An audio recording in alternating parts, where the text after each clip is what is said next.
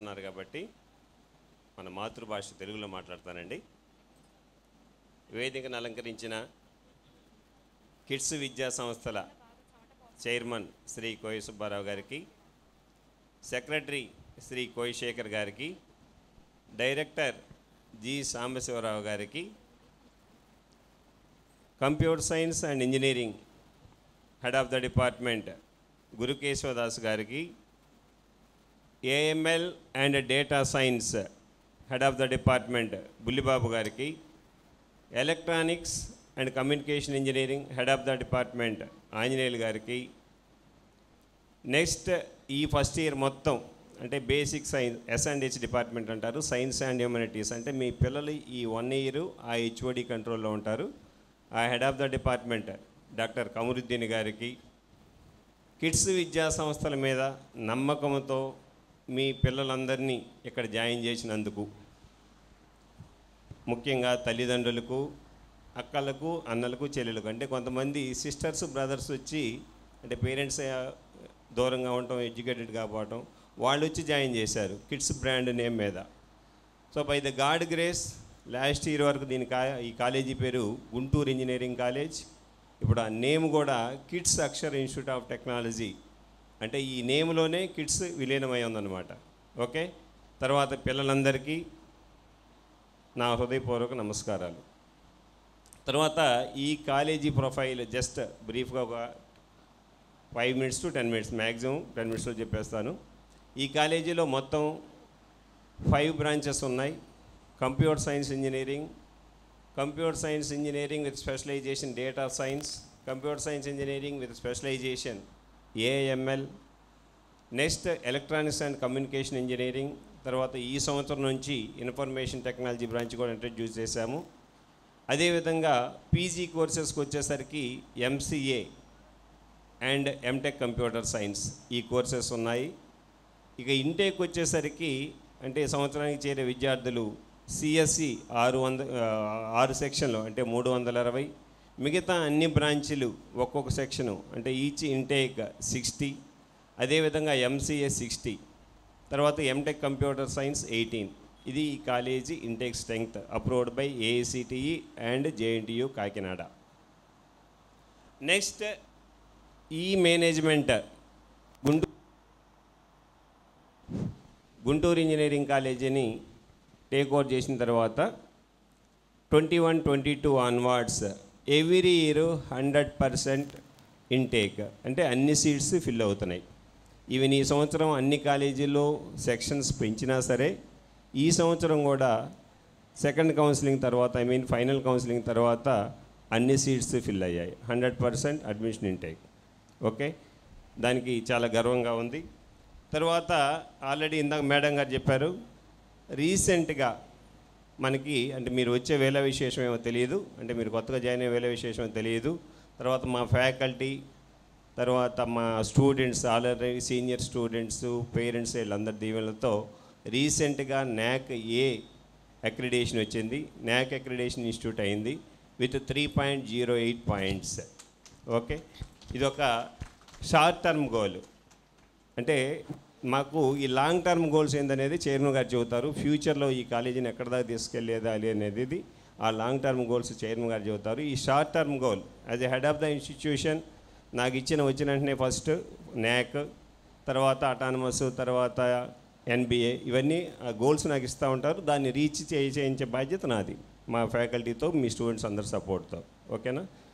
Next అకాడమిక్స్కి వచ్చేసరికి ఈ college almost ఆంధ్రప్రదేశ్లో ఎక్సెప్ట్ 5 కాలేజెస్, మిగతావన్నీ affiliated to JNTU Kakinada. As per university norms మీకు అటెండెన్స్కి వచ్చేసరికి 75% ఉండాలి.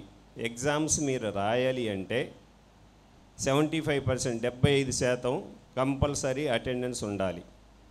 సో మీకు ఫస్ట్ ఇయర్ జాయిన్ అయిన దగ్గర నుంచి ప్రతి క్లాసులో ప్రతి ఒక్క 20 స్టూడెంట్స్కి ఒక క్లాస్ టీచర్ని ఇస్తారు. సో మీ బాబుకి ఏదన్నా అటెండెన్స్ తగ్గినా, తర్వాత మార్క్స్ తగ్గినా ఆ క్లాస్ టీచరు మీకు ఇన్ఫామ్ చేస్తారు, పేరెంట్స్కి ఇన్ఫామ్ చేస్తారు. సో మీరు ఇమీడియట్గా రెస్పాండ్ అవ్వాలి. ఓకే, లాస్ట్లో అంటే పిల్లలు కూడా అంటే మీ పిల్లలు ఇస్తారో లేదో తెలియదు, కొంతమంది పిల్లలు స్టూడెంట్ నెంబర్లు ఇస్తారు. అంటే మేము మెసేజ్ పంపినా సరే అది ఆ పేరెంట్స్ చూడరు. పాపం వాళ్ళకి లాస్ట్లో వచ్చి డిటెండ్ అయిన తర్వాత అంటే ఎగ్జామ్స్ రాయడానికి ఎలిజిబిలిటీ కాదు, 75% కన్నా అటెండెన్స్ తక్కువ ఉంటే డిటెండ్ అయిన తర్వాత అప్పుడు వస్తారు. సో మేము మెసేజ్ పంపాము అని చెప్పి మాకు రాలేదు అంటారు, ఫోన్ చేసినా మాకు రాలేదు అంటారు. సో ఇదంతా కొద్దిగా జాగ్రత్తగా చూసుకోండి. మీకు ఫస్ట్ ఒక 20 days వరకు మధ్య మధ్యలో మీ క్లాస్ టీచర్, మీ బాబు క్లాస్ టీచర్ మీకు కాల్ చేస్తూ ఉంటాడు. మీ కాల్ రాలేదు అంటే మీ కరెక్ట్ ఫోన్ నెంబర్ ఇక్కడ ఇవ్వనట్లు. తర్వాత మీరు ఏదైనా మధ్యలో ఫోన్ నెంబర్ చేంజ్ చేసుకున్నా సరే ఇక్కడ ఆఫీసు ఆర్ క్లాస్ టీచర్కి ఫోన్ చేసి మా ఫైల్లో ఆ ఫోన్ నెంబర్ మార్చండి అని మీరు ఇన్ఫామ్ చేయాలి. అప్పుడే మేము మీకు పంపాల్సిన ఇన్ఫర్మేషన్ ఏదైతే ఉందో ఇద్దరు మార్క్స్ కానీ తర్వాత అటెండెన్స్ కానీ మీకు వస్తుంది. ఓకేనా? తర్వాత మేము బీస్ సాఫ్ట్వేర్ యూజ్ చేస్తున్నాము. Every day first hour attendance తీసుకొని దానిలో అప్లోడ్ చేసిన వెంటనే ఆ పర్టిక్యులర్ డే రోజు మీ బాబు కాలేజీకి రాకపోతే మీకు వెంటనే మెసేజ్ వస్తుంది. తర్వాత ఒక్కొక్క రోజు ఏంటంటే ఈ బాబు ఇష్యూ లేక రాకపోవటం కానీ లేకపోతే బస్సులో రేటు కావటం కానీ లేటుగా వచ్చి సెకండ్ అవర్ నుంచి జాయిన్ అవుతారు. సో ఈలోపు ఏంటంటే మేము అటెండెన్స్ పంపించేస్తాం ఫస్ట్ అవర్ అయిన వెంటనే. పొరపాటున మీకు ఏదన్నా మెసేజ్ వస్తే మీ బాబు కాలేజీకి వచ్చాడు కానీ రాలేదని మెసేజ్ వస్తే మీరు కన్ఫ్యూజ్ అవ్వద్దు. ఇమీడియట్గా క్లాస్ టీచర్కి ఫోన్ చేసి ఒక్కసారి కన్ఫర్మ్ చేసుకోండి. మళ్ళీ కంగారు పడద్దు, బాబు కాలేజీకి వెళ్ళాడు పాప కాలేజీకి వెళ్ళింది రాలేదని మెసేజ్ కంగారు పడద్దు. ఇది ఒక్కటి జాగ్రత్తగా చూసుకోండి. తర్వాత ఇది పిల్లలకి. సో మీకు ఇంటర్మీడియట్ లాగా ఫస్ట్ 6, 7, 8 months ఐఐటి జేఈ ఈ కోచింగ్ చెప్పేసి లాస్ట్ 2 monthsలో ఈ ఇంటర్మీడియట్ సబ్జెక్ట్ చదివించి పాస్ చేయడం కదమ్మా. సో బీటెక్ అంటే 4 years, ప్రతి ఇయర్లో 2 సెమిస్టర్లు ఉంటాయి, ప్రతి సెమిస్టర్ ఎండ్ ఎగ్జామ్స్ ఉంటాయి. So through out the year చదువుతూనే ఉండాలి. ఓకే? సో రోజుకు 2 గంటలు చదివితే చాలు బీటెక్ ఈజీగా 70% వస్తుంది, మినిమం డిస్టింక్షన్ వస్తుంది. రోజుకు 2 hours ఏ రోజు చెప్పిన టాపిక్స్ ఆ రోజు ఆ మొబైల్స్ని పక్కన పెట్టి ఆ 2 hours కానీ ప్రిపేర్ అయితే ఈజీగా మీకు 75+ వస్తుంది డిస్టింక్షన్. ఓకే? ఆ మొబైల్స్ని పక్కన పెట్టేసి ఒక రోజుకి మినిమం ఒక 2 గంటలన్నా ప్రిపేర్ అవ్వండి. Next exams pattern. ఎగ్జామ్స్ ఎలా ఉంటాయంటే మీకు చెప్పాను, ఇయర్కి వచ్చి 2 సెమిస్టర్లు ఉంటాయి, ప్రతి సెమిస్టర్కి ఎండ్ ఎగ్జామ్స్ ఉంటాయి. సో మొత్తం బీటెక్ కెరీర్లో అంటే ఈ 4 yearsలో 35 సబ్జెక్ట్స్ ఉంటాయి. ప్రతి సెమిస్టర్కి అంటే కొన్ని సెమిస్టర్లో 5 ఉంటాయి, కొన్ని సెమిస్టర్లో 6 ఉంటాయి. ప్రతి సెమిస్టర్కి 5 or 6 సబ్జెక్ట్స్ ఉంటాయి. ప్రతి సబ్జెక్ట్లో 5 units సిలబస్ ఉంటుంది. ప్రతి సబ్జెక్ట్ 100 marks ఉంటుంది. సో ఒక సబ్జెక్ట్ పాస్ అయ్యావు అంటే నీకు 3 credits వస్తాయి. పేరెంట్స్ కూడా జాగ్రత్తగానండి, ఒక సబ్జెక్ట్ పాస్ అయ్యారు అంటే మీకు 3 credits వస్తాయి. ప్రతి సబ్జెక్ట్కి 100 marks ఉంటాయి. ఈ 100 marksలో 30 marks ఇంటర్నల్ ఎగ్జామ్స్, అంటే ఇక్కడ మేము పెట్టే ఎగ్జామ్స్లో వచ్చే మార్కులు, 70 marks ఎక్స్టర్నల్ ఎగ్జామ్స్. ఈ 30 marks 2 మిడ్స్ జరుగుతుంది, 2 మిడ్ ఎగ్జామ్స్ అంటారు. అంటే మొత్తం సిలబస్ 5 units ఉంటుంది. ఫస్ట్ 2.5 units సిలబస్ అయినట్టనే ఫస్ట్ మిడ్ ఎగ్జామ్ పెడతాం. రిమైనింగ్ 2.5 units సిలబస్ అయినట్టనే సెకండ్ మిడ్ ఎగ్జామ్ పెడతాం. సో ఆ మిడ్ 30 marksకి ఉంటుంది. అంటే ఇప్పుడు మీరు ఫస్ట్ మిడ్లో 30కి 30 వచ్చినాయి, సెకండ్ మిడ్లో 30కి 20 వచ్చినాయి అనుకోండి. అంటే ఫస్ట్ మిడ్ 30కి 30 వచ్చినాయి కదా, సెకండ్ మిడ్ రాయవసరం లేదనుకుంటారేమో. సో యావరేజ్ చేసేప్పుడు ఎలా చేస్తారంటే మ్యాక్సిమం మార్క్స్ ఏ మిడ్లో అయితే వచ్చినాయో దానిలో 80% కన్సిడర్ చేస్తారు. మినిమం మార్క్స్ ఏ మిడ్లో అయితే వచ్చినాయో దానిలో 20% కన్సిడర్ చేస్తారు. ఫర్ ఎగ్జాంపుల్ మీకు ఫస్ట్ మిడ్లో 30కి 30 వచ్చినాయి, సెకండ్ మిడ్ రాయలా ఎలా 30కి 30 వచ్చినాయి కానీ. సో 80% ఆఫ్ 30 marks అంటే 24 మార్కులే మీకు ఉండేది 30కి వచ్చి. ఓకే? సో ఎండ్ ఎగ్జామ్ వచ్చేసరికి 70 marks ఉంటుంది. సో 100 marksలో 30 marks ఏమో ఇంటర్నల్ ఎగ్జామ్స్, 70 marks ఏమో ఎండ్ ఎగ్జామ్స్. సో పాస్ మార్క్స్కి వచ్చేసరికి మినిమం 40 marks ఉండాలి.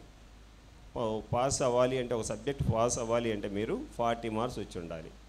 ఇంకొక కండిషన్ ఏంటంటే సో మీకు మిడ్ ఎగ్జామ్లో 30కి 25 వచ్చినాయి, సో ఎండ్ ఎగ్జామ్లో 15 వస్తే సరిపోతాయా? కాదు.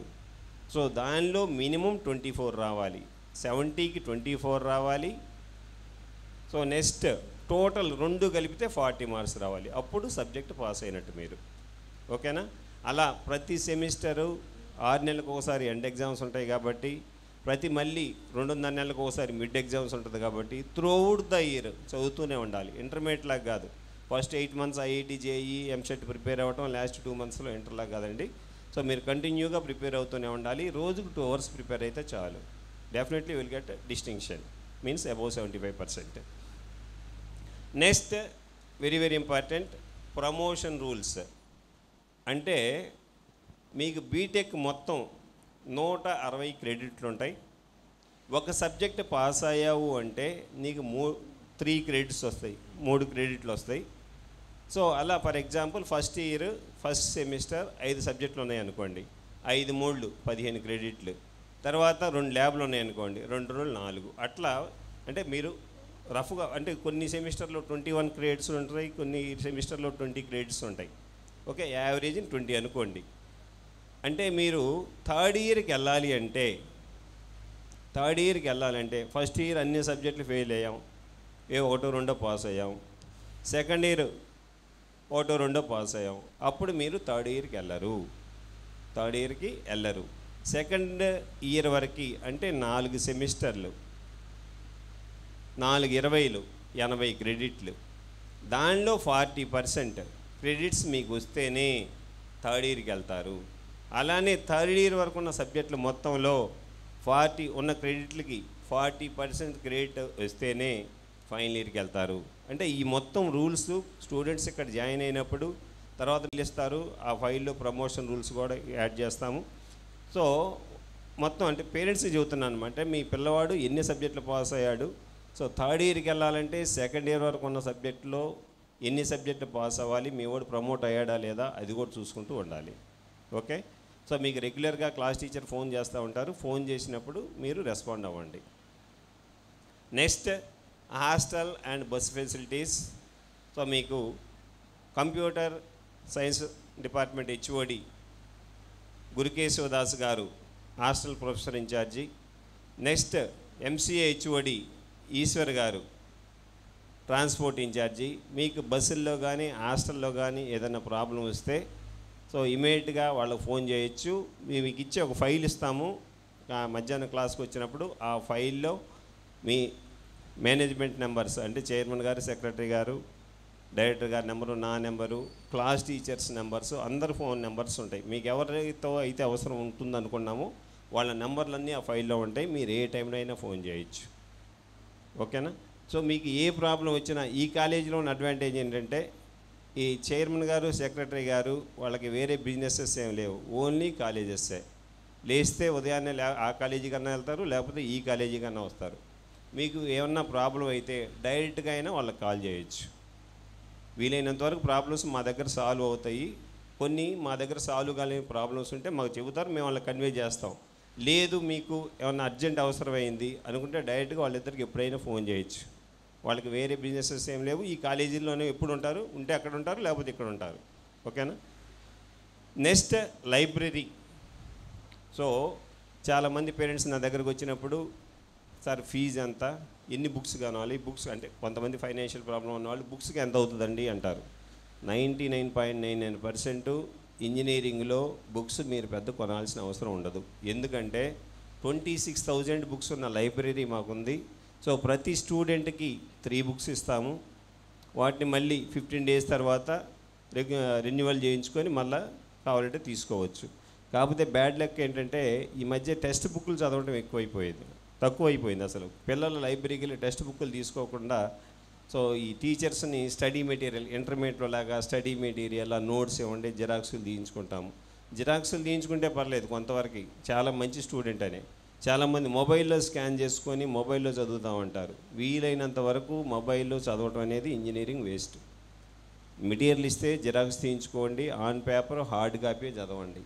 తర్వాత మాకు ఫ్యాకల్టీ మెటీరియల్ పంపించారు, మొబైల్స్ ఇవ్వండి, మొబైల్లో చదువుకోవాలంటారు. ఏ ఫ్యాకల్టీ కూడా మీకు మెటీరియల్ మొబైల్లో పంపరు. ఆన్లైన్ జిరాక్స్ తీసి మీకు ఇస్తారు, జిరాక్స్ తీయించుకోండి. మీకు మ్యాక్సిమం అయితే 4 ఇయర్స్లో బుక్స్కి 2000 కాస్ట్ అవుతుంది అంతే. ఓకేనా? సో బుక్స్కు ఇబ్బంది ఏం లేదు. లైబ్రరీలో మీకు కావాల్సిన బుక్స్ ఉన్నాయి. ప్రతి స్టూడెంట్కి 3 బుక్స్ ఇస్తారు. మీకు ఏమన్నా కావాలి అంటే 5 బుక్స్ కూడా తీసుకోవడానికి మాకు అవైలబిలిటీ ఉంది, నెంబర్ ఆఫ్ బుక్స్. కాబట్టి మీరు లైబ్రరీని మ్యాక్సిమం యూటిలైజ్ చేసుకోండి స్టూడెంట్స్. Next academic calendar.